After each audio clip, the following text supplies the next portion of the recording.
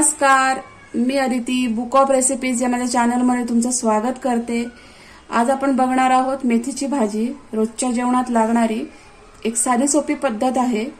तर याच्यासाठी लागणारे साहित्य आहे, साहित्यामध्ये आपण घेतले हे 2 कांदे मी बारीक चिरून घेतले।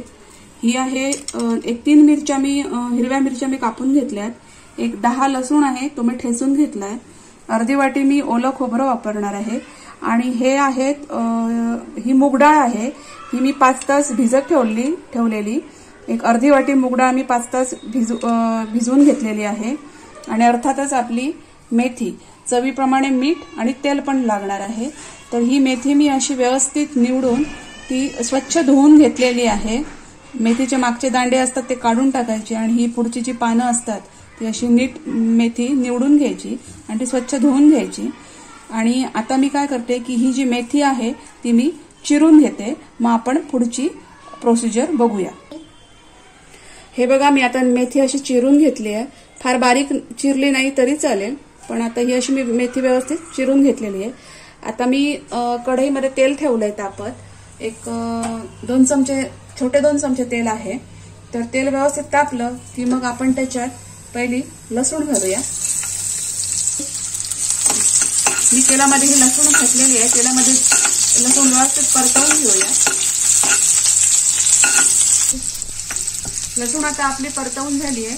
लसूण परतवून झाली की मग आपण याच्यात आता कांदा घालूया। कांदा आणि हिरवी मिरची दोन्ही एकत्र घालूया।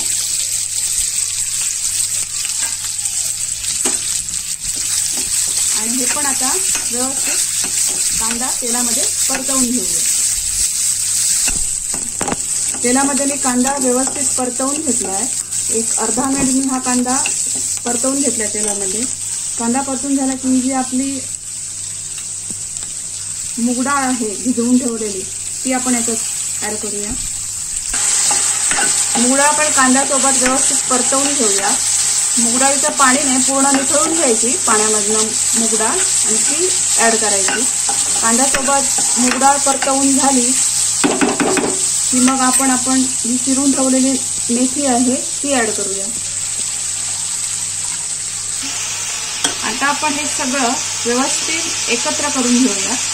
मी गॅसची फ्लेम मोठी ठेवली आहे आणि मोठ्या फ्लेमवरच आपण हे सगळं व्यवस्थित एकत्र करून घेऊया। हे असं मी आता व्यवस्थित परतवून घेतली आहे मेथी कांद्यामध्ये। आता मी गॅस स्लो करते आणि अगदी 30 सेकंदांसाठी मी हे वाफवत ठेवते। चला, आपली आता 30 सेकंद झालेली आहे। भाजीला एक वाफ मिळालेली आहे। मी आता गॅस मोठा करते आणि आपण इथं मीठ ऍड करूया। मेथीच्या भाजीला जास्त मीठ घालायचं नाही, कारण मीठ घातल्यानंतर भाजी कमी होते, त्यामुळे थोडंच मीठ घालायचं, खूप जास्त मीठ नाही। मी इथे एक जवळजवळ अर्धा चमचा मीठ वापरलेलं आहे। मीठ घातल्यानंतर भाजी व्यवस्थित मिक्स करून घ्यायची, कारण मीठ घातल्यानंतर भाजीला अजून थोडंसं पाणी सुटेल, त्यामुळे ते पाणी आपल्याला मोठ्या फ्लेमवरच आटवून घ्यायचंय। बघू शकता मी आता मोठी फ्लेम केलेली आहे। मिठामुळे थोडंसं पाणी सुटलेलं आहे आणि ते मी मोठ्या फ्लेमवरच कमी करून घेते। हे बघा, मी व्यवस्थित आता परतवून घेतलंय। पाणी कमी झाल्यामुळे आता भाजीला असं एक चरचर असा आवाज आलाय। गॅसची मोठी फ्लेम ठेवूनच हे मी पाणी कमी करून घेतलंय। तर आता हे असं झालं की या स्टेजला हे ओलं खोबरं आहे ते घालायचं आणि ओलं खोबरं त्या भाजीमध्ये व्यवस्थित मिक्स करून घ्यायचं। बघा, अशा प्रकारे आपली भाजी झालेली आहे।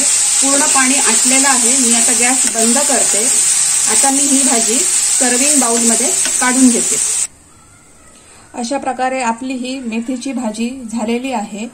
रोजच्या जेवणात किंवा टिफिनसाठी ही भाजी खूप छान उपयोगी पडते। टेस्टलाही खूप छान होते। तर तुम्ही माझ्या पद्धतीमध्ये भाजी बनवून बघा आणि कमेंट्समध्ये मला नक्की कळवा। माझी ही रेसिपी आवडली असेल तर तिला लाईक करा, व्हिडिओ आवडला असेल तर त्याला शेअर करा आणि माझ्या चॅनलला सबस्क्राईब करा। आपण भेटू नेक्स्ट व्हिडिओमध्ये। थँक्यू।